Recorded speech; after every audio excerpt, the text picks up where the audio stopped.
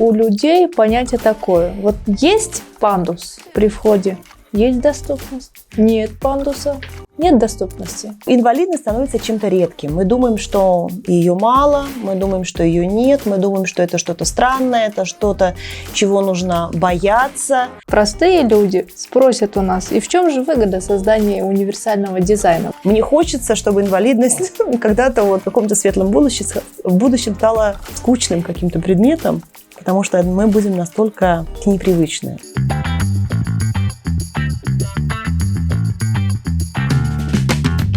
Здравствуйте, уважаемые слушатели подкаста, с вами Укей Мураталиева, и позвольте начать с описания себя, это специально для наших слушателей, чтобы они имели представление о том, как мы выглядим. Итак, я Укей Мураталиева, я всегда ношу волосы каре и всегда ношу длинные платья в пол, в цветочек.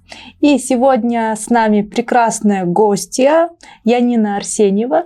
Янина – независимый эксперт в сфере защиты и продвижения лиц с инвалидностью в Восточной Европе и Центральной Азии. И вот уже 15 лет Янина продвигает права людей с инвалидностью в соответствии Конвенции ООН о правах людей с инвалидностью. И, Янина, добро пожаловать. Дело в том, что сегодня знаменательный день. Мы снимаем наш первый подкаст под названием «Сёзбар», и мы очень рады, что именно сегодня мы начинаем наш подкаст с вас. Добро пожаловать. Спасибо, мне очень приятно быть первой гостьей на подкасте. Это и для меня тоже первое участие в подкасте, поэтому я очень польщена. Спасибо большое за приглашение. Да, и, кстати, стоит сказать, что Янина приехала к нам в Бишкек для того, чтобы для местных организаций людей с инвалидностью провести тренинги по универсальному дизайну и доступной среде для людей с инвалидностью. И мы решили воспользоваться данной возможностью, не упускаем шанс и хотим поговорить с Яниной на эту важную тему. И давайте начнем с нашего первого вопроса. Что такое универсальный дизайн и что считается доступной средой? Вы могли бы нам более подробно объяснить разницу между ними?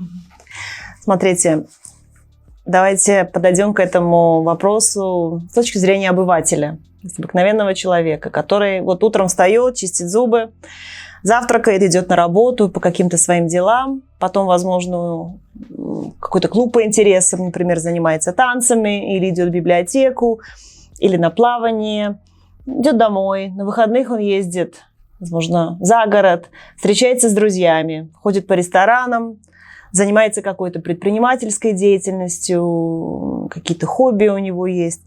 И универсальный дизайн – это когда человек, вне зависимости от каких-то личных факторов, может участвовать во всех этих мероприятиях свободно и без излишней помощи окружающих. Да.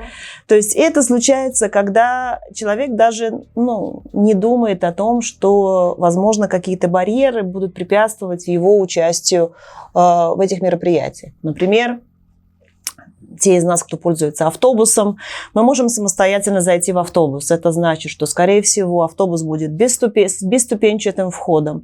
В автобусе будет специальное место, отведенное для пользователей колясок.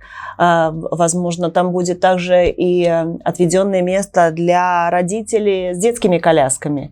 И желательно, чтобы эти места, чтобы это было не одно место для всех, и кто заехал первый, тот и занял место, а чтобы места были и для тех, и для тех.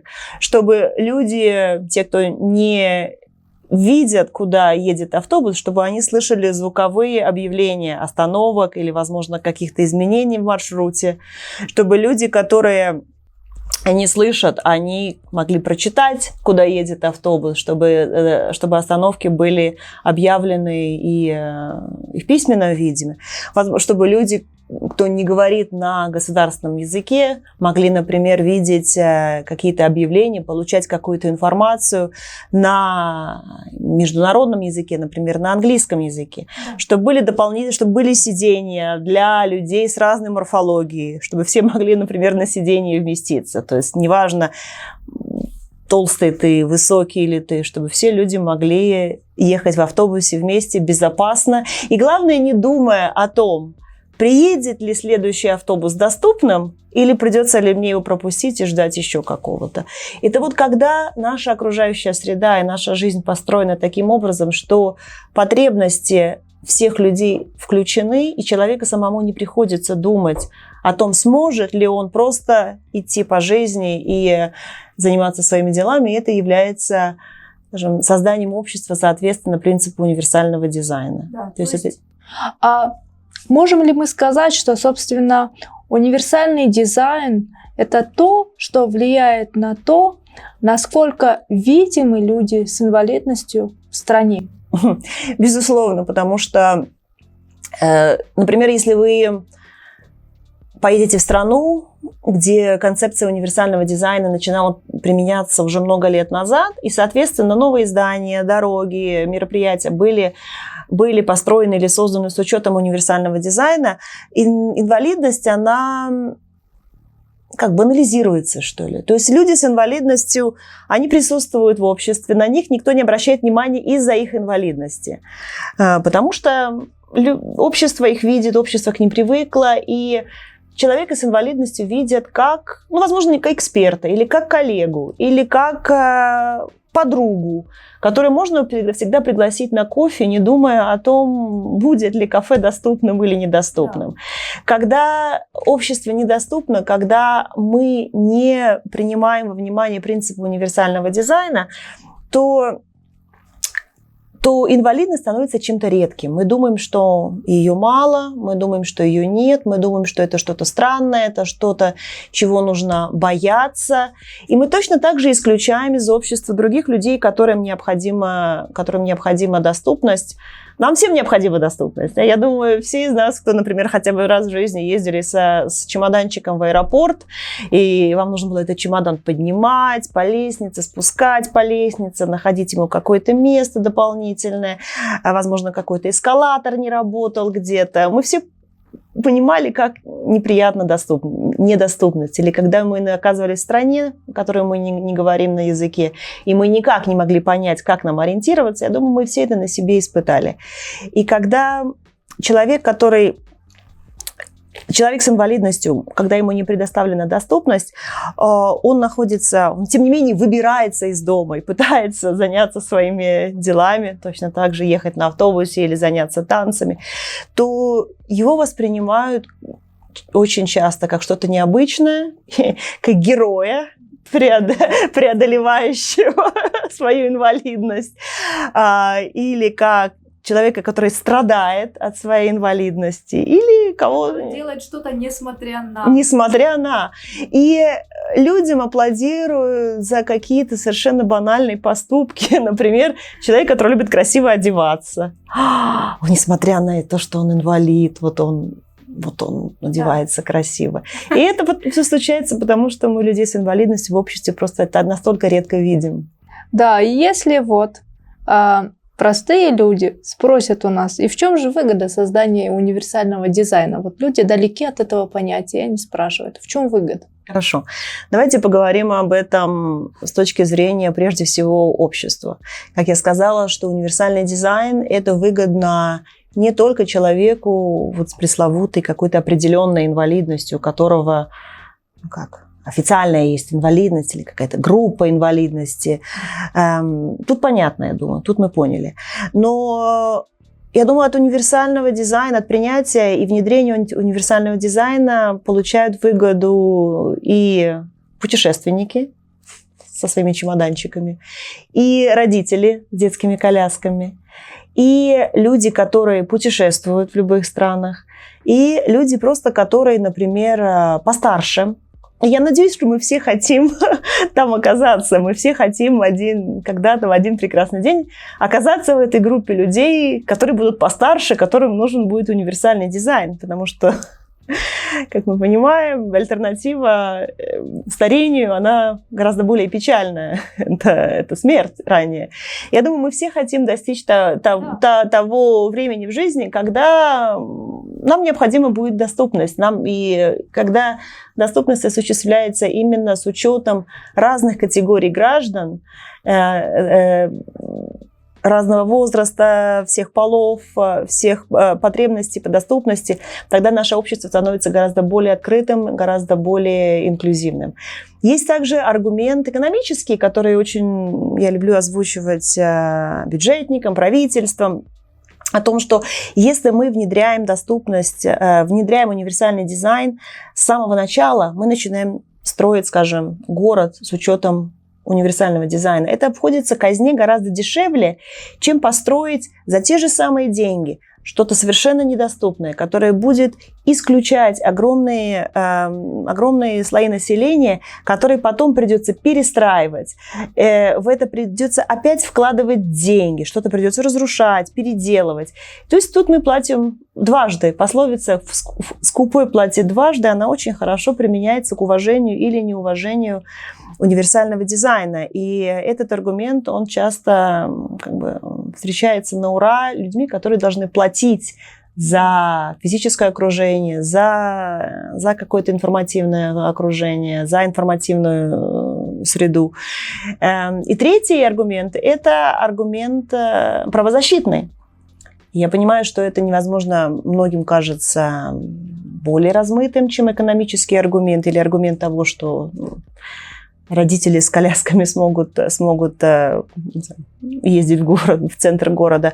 Но, тем не менее, Кыргызстан, как и практически все страны мира, они взяли на себя абсолютно добровольно, никто их к этому не принуждал, определенные юридические обязательства, международные. Сделано это было открыто, сделано это было очень видимо, ратифицировав Конвенцию о правах людей с инвалидностью. Это случилось несколько лет назад, и там черным по белому прописано, что страны, которые принявшие на себя эти обязательства, постепенно внедряют доступную среду с учетом принципов универсального дизайна. То есть этот правозащитный принцип – это юридическое обязательство страны. То есть тут выбирайте, какие аргументы, кому нравится больше. Но... Можем ли мы сказать, что ответ на данный вопрос, он намного шире, чем понятие, что данный вопрос касается только вопросов инвалидности как таковой? Безусловно, безусловно. В мире было проведено уже множество исследований, которые говорили о рентабельности улучшения доступности любого общества, насколько это выгодно не только для людей с инвалидностью, а практически для всех категорий граждан. И это точно так же важно и для, людей без инвалидности, которые с раннего возраста они привыкают к тому, что люди с инвалидностью, без инвалидностью, женщины, дети, иностранцы, неважно кто, они живут, учатся и работают вместе. И это помогает нам создать общество более толерантное, более терпимое, более привычное к любому многообразию. Поэтому, безусловно. Продолжая тему, хочется обсудить вот что. В Конвенции ООН о правах людей с инвалидностью особое внимание уделяется понятию разумные приспособления. Вы могли бы нам более подробно объяснить, что это такое и с чем его, собственно, едят? Разумные приспособления – это один из моих любимых принципов, которые я люблю обсуждать с коллегами, с участниками моих мероприятий. Допустим, мы очень долго работали, писали стандарты доступности в соответствии с принципами универсального дизайна. И, наконец, мы смогли создать какую-то очень универсально придуманную среду. Давайте возьмем, например, гостиницу. Гостиница – бесступенчатый вход, в гостинице широкие дверные проемы, все кнопки лифтов имеют шрифт Брайля, есть у нас надписи об эвакуации, например, на легкодоступном языке для всех людей, в комнатах есть поручни для маломобильных групп населения. И так далее, и так далее. То есть гостиница, это наша теоретическая гостиница, она получила какой-нибудь сертификат доступности. Все согласны, что она доступна. Это не значит, что какому-то индивидуальному человеку не понадобятся еще какие-то дополнительные меры. Меры эти могут быть в силу того, что, например, у него сегодня какие-то определенные дополнительные потребности по доступности. Возможно, у него какие-то индивидуальные потребности, которые необходимы только ему. Сегодня на тренинге, например, я давала примера человека, у которого, например, очень сильная какая-то аллергия на еду. И это не значит, что что эта супердоступная гостиница по умолчанию всегда будет соблюдать какие-то диетические предпочтения или требования любого человека. Например, требование того, чтобы человеку не подавали еду, на которую у него аллергия, это является требованием разумного приспособления. Например, кому-то еще это может требоваться какие-то еще разумные приспособления. Опять же, сегодня у нас на тренинге были предоставлены кушетки для людей, которым необходимо было, возможно, прилечь немножко или поменять позицию. Особенно люди, пользующиеся колясками, которые сидят целый день, проводят целый день сидя. Это трудно. Мне, например, очень трудно сидеть долгое время. И поэтому возможность прилечь, поменять позицию, вылезти из коляски, она точно так же приветствуется. Даже если эта гостиница будет абсолютно прекрасно доступна, но никто не заявит о необходимости менять позицию и прилечь, скорее всего, эта гостиница эту кушетку в конференц-зале не предоставит. Но по простой заявке любого из участников, в данном случае конференции, это требование было выполнено. Оно не затратное, оно очень простое, это очень простое решение, оно абсолютно разумное. Почему оно называется разумное приспособление?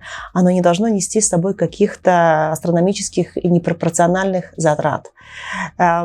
И поэтому, к сожалению, на данный момент концепция разумного приспособления, она несет за собой определенную стигму, мы очень боимся ее в обществе. Потому что, когда мы слышим разумное приспособление, мы сразу представляем себе какие-то баснословные суммы, которые тратятся на какие-то очень технологические сложные решения, на которые никогда ни у кого нет денег. Но чаще всего это не является ничем таким настолько трудным. Люди чаще всего запрашивают, скажем, безаллергенную еду и кушетки, условно говоря. И сегодня на тренинге у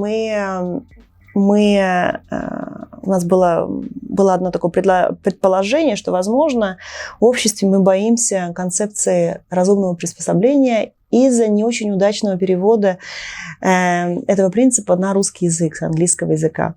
Потому что приспособление, нам сразу кажется, что это должно быть чем-то материальным, чем-то дорогостоящим. Да.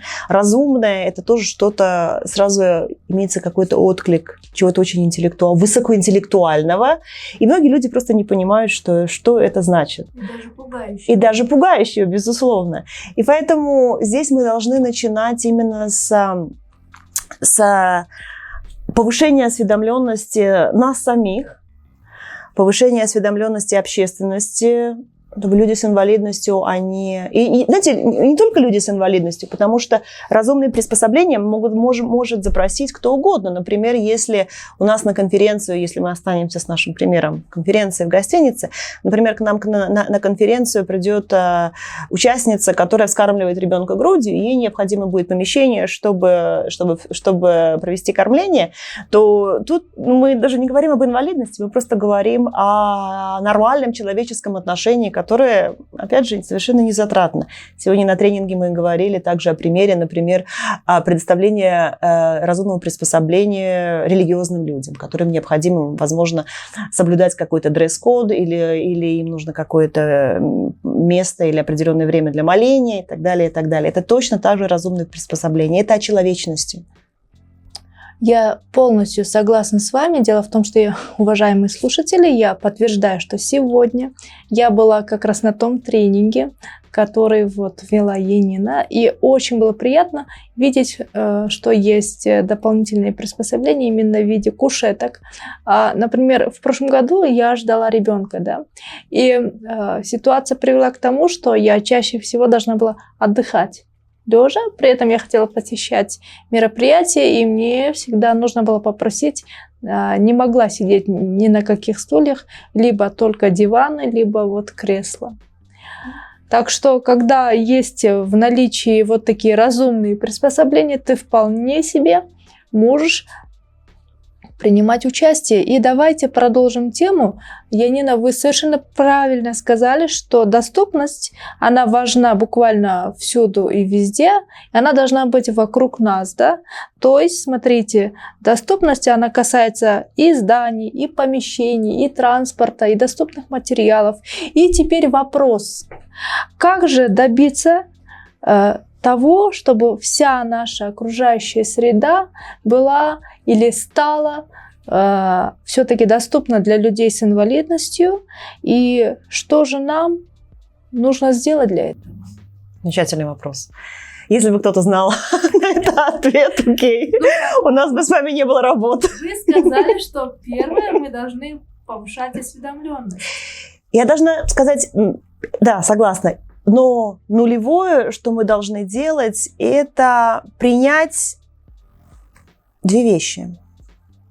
Первая вещь – это понятие того, что достижение доступности является обязательством постепенной реализации. Мы не можем принять какое-то решение, что вот через год вся наша окружающая среда вот во всем городе Бишкеке будет доступная. Потому что мы знаем, что мы проваливаем это обязательство, мы провалимся, это не является возможным. Поэтому мы должны понимать, что это обязательство постепенной реализации. Другое дело, что эта постепенная реализация, она должна постепенно мониториться. То есть нам необходимо знать, какой прогресс мы ожидаем через 6 месяцев, через 2 года, через 5 лет, через 10 лет. То есть мы должны идти к этому постепенно, но понимая, что это займет времени. Второе – это то, что пока мы идем к прогрессу по доступности, мы не можем использовать это слишком дорого, как уважительную причину для невыполнения наших обязательств. Мы можем обязаться сделать что-то медленнее, сделать что-то более постепенно, но мы не можем использовать стоимость как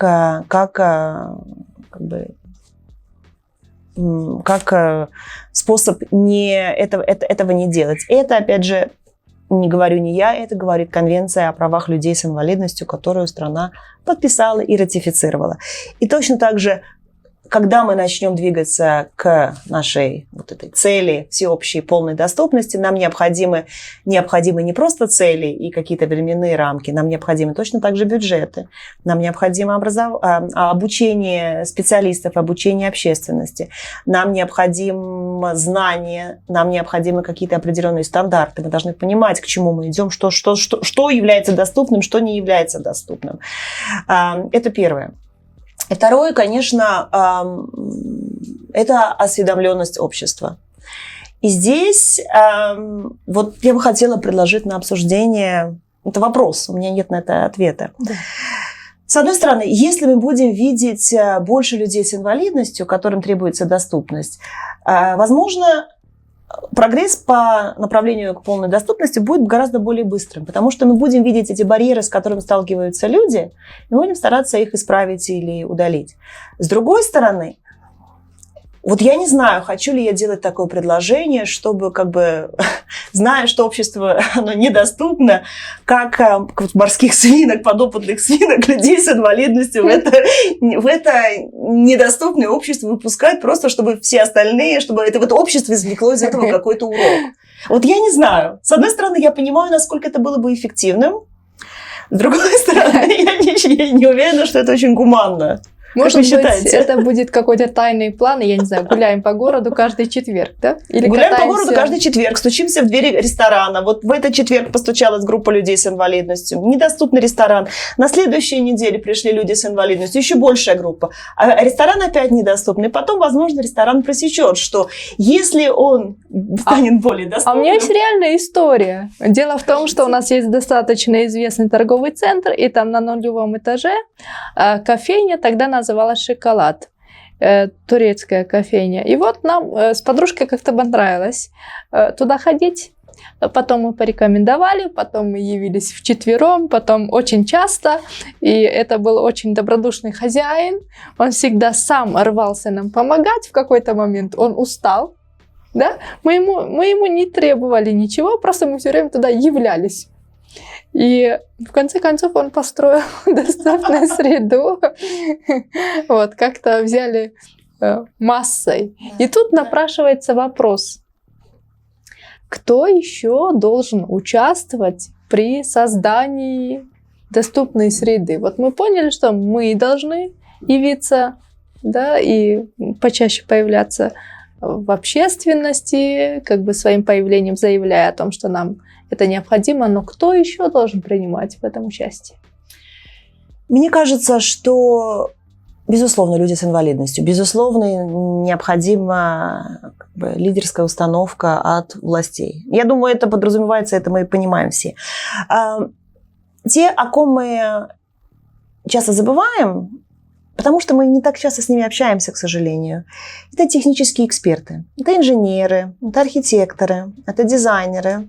Я думаю, если сейчас вы посмотрите учебную программу, ну, скажем, будущего архитектора, я не знаю, в Кыргызстане, в любой другой стране, во многих других странах, вряд ли архитекторов будут обучать, как строить или как строить здания по принципу универсального дизайна. Возможно, у них будет какая-то сноска на универсальный дизайн. Скорее всего, этого не будет. То есть, какие стандарты доступности имеются в мире, как их понимать, как их внедрять, как осуществлять контроль над тем, доступно это или нет. Очень часто наши специалисты, они просто этого не знают, потому что никто никогда их не обучал. То есть тут подход двуединый. Первое, это мы Министерством образования пересматриваем программы, чтобы вот эти новые кадры, которые мы подготавливаем, чтобы они были лучше, чем старые кадры, чтобы они знали уже, как эту доступную среду с учетом универсального дизайна внедрять в жизнь.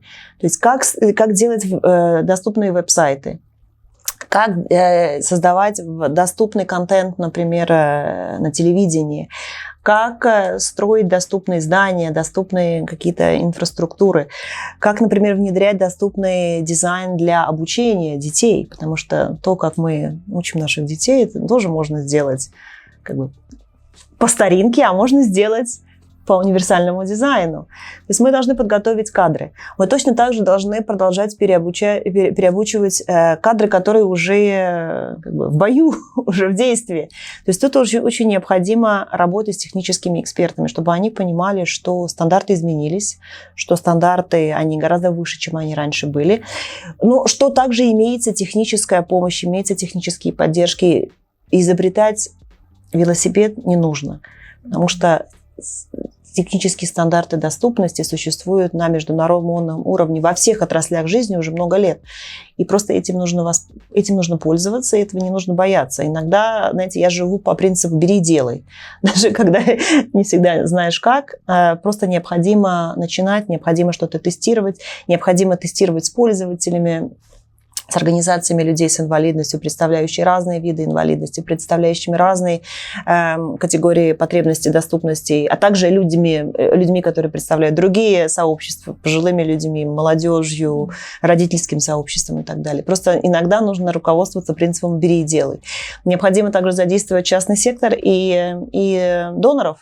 Кыргызстан – страна, которая получает достаточно большие инвестиции от международного сообщества в рамках международного сотрудничества. И здесь у меня было бы обращение к донорам, которые не должны финансировать ничего, что не включает в себя стандарты доступности.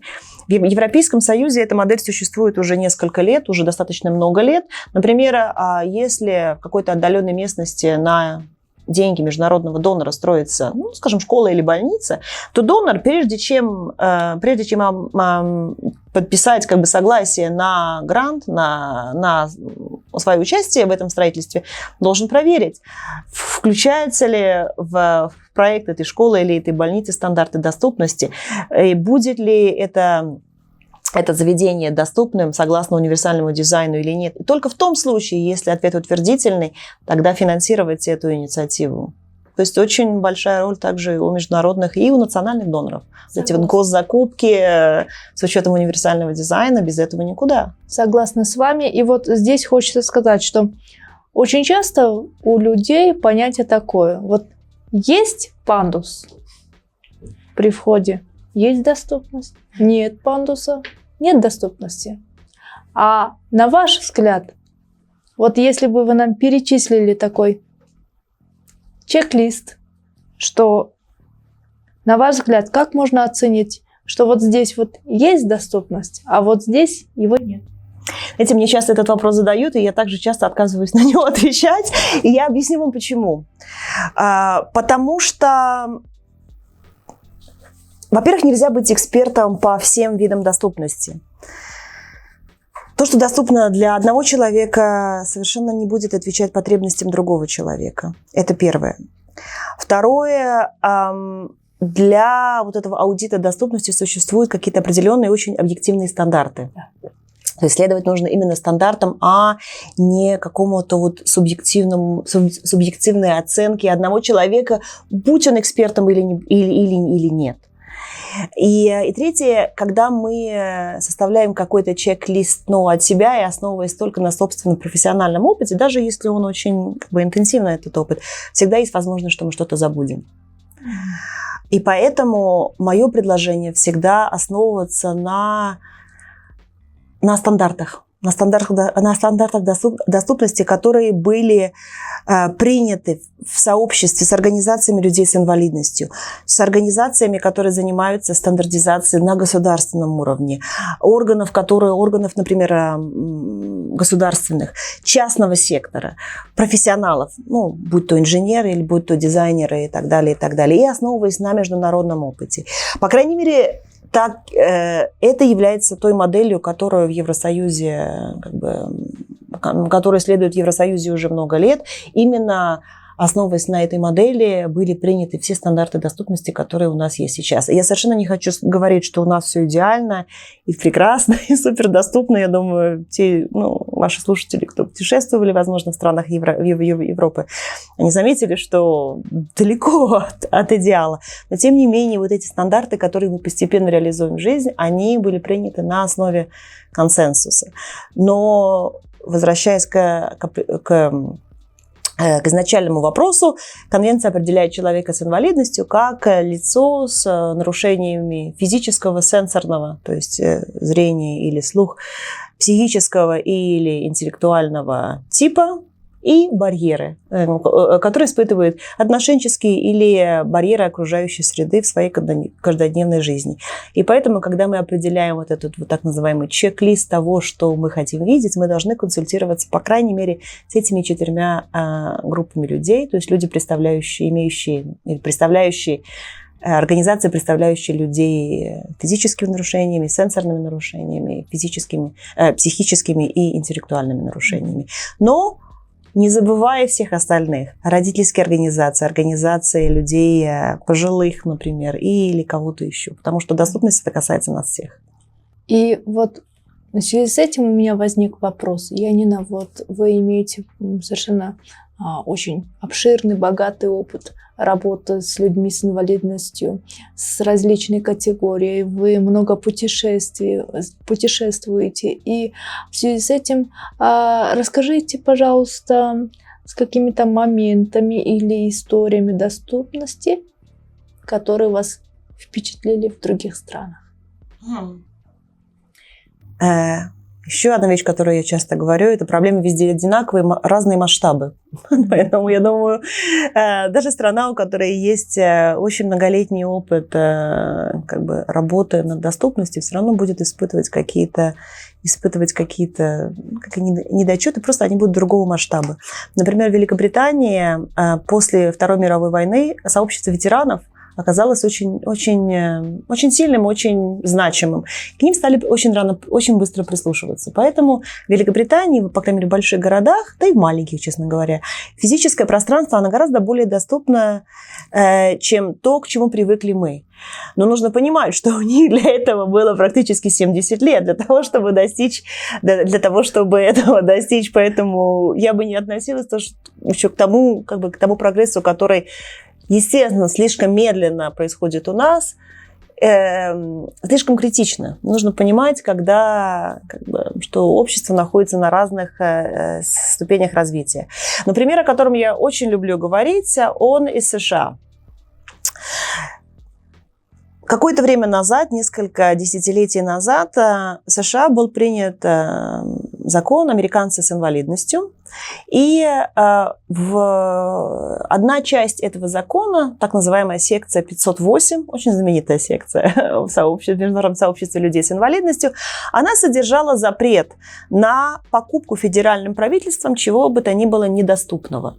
То есть от скрепок до компьютеров федеральное правительство США, оно было обязано покупать только доступные. Вот эти же самые пресловутые госзаказы.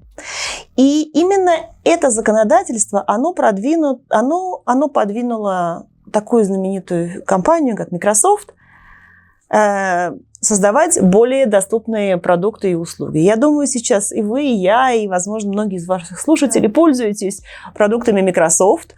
И они являются сейчас, если они сейчас являются доступными, это не потому, что этого кто-то требовал, или они решили сделать какое-то что-то хорошее или человечное. Это просто потому, что они знали, что если сейчас мы не приведем наши товары и наши услуги в соответствии с национальным законодательством, с национальными стандартами о доступности, мы просто потеряем нашего самого большого клиента, коим и является федеральное правительство США. То есть аппарат огромный. И если бы Microsoft потерял бы этого клиента, я думаю, что Microsoft сегодня тем Microsoft не был бы уже. Поэтому вот у меня хороший пример о том, как закон, хорошее законодательство, исследование хорошего законодательства о государственных закупках может способствовать улучшению доступности и достаточно быстро. Действительно. Вас слушать, я разом получаю много интересной информации. Это действительно очень интересный разговор. Но он близится к концу. И здесь хочется задать вам вопрос, что мотивирует вас продолжать защищать права людей с инвалидностью? Может, это какая-то цитата или это какая-то личность? Я никогда не думала ни о цитатах, ни о личностях, но вот меня всегда мотивировал принцип, что я бы хотела увидеть, дожить до того дня, когда инвалидность банализируется, как я сказала вам раньше. Когда при встрече с человеком с инвалидностью мы будем настолько привычными к тому, что нас окружают люди с инвалидностью, что мы являемся людьми с инвалидностью, что мы не будем просто обращать внимание на то, что, у кого-то нет рук, у кого-то какие-то особенности речи, кто-то передвигается с помощью костылей, например, или на коляске. Мы просто будем видеть человека, не видеть его инвалидность. И вот эта банализация инвалидности, она возможна только когда общество станет толерантным и доступным, полностью доступным. И вот это меня очень мотивирует. Мне хочется, чтобы инвалидность когда-то в каком-то светлом будущем стала скучным каким-то предметом, потому что мы будем настолько к ней привычны. Вот это какая-то такая отдаленная идея, которая меня мотивирует. И я хочу вам задать еще один вопрос, да? Потому что мы не можем просто так попрощаться. Я хотела бы вас спросить, есть ли у вас какие-то примеры, когда активисты среди работающие по правам людей с инвалидностью донесли всему обществу о важности универсального дизайна? Есть ли у вас такие примеры? Если можно, один пример, пожалуйста. Трудный пример. Смотрите, я не люблю постоянно цитировать хорошие примеры из какого-то светлоевропейского будущего, потому что они не всегда применимы. Но здесь, тем не менее, меня радует то, что законодательство о доступности Европейского Союза, которое со следующего года будет применимо к ко всем товарам и услугам, которые производятся или продаются в Европейском Союзе, а это 27 стран, то есть достаточно большое сообщество, они должны будут быть доступными людям с инвалидностью и другим маломобильным группам. И это, естественно, является результатом очень многолетней работы именно организации людей с инвалидностью. То есть идея была зарождена еще до того, как конвенция вступила в силу в 2008 году. И много-много лет, много поколений организаций людей с инвалидностью работали, чтобы у нас был именно закон, который просто не допускает на рынок недоступные товары и недоступные услуги, которые не были сделаны с учетом универсального дизайна. И то, что в следующем году, такой закон у нас сейчас есть, и в следующем году он вступает именно в силу, меня это очень сильно радует. Дорогая Янина, позвольте еще раз вас поблагодарить за то, что вы поделились с нами такой важной для всего общества информацией. И очень хочется надеяться на то, что наши слушатели под влиянием вашего рассказа сподвигнут себя на то, что наконец-то будут применять в своей работе принципы универсального дизайна. Спасибо за приглашение еще раз. Спасибо Удачи вам в вашей работе.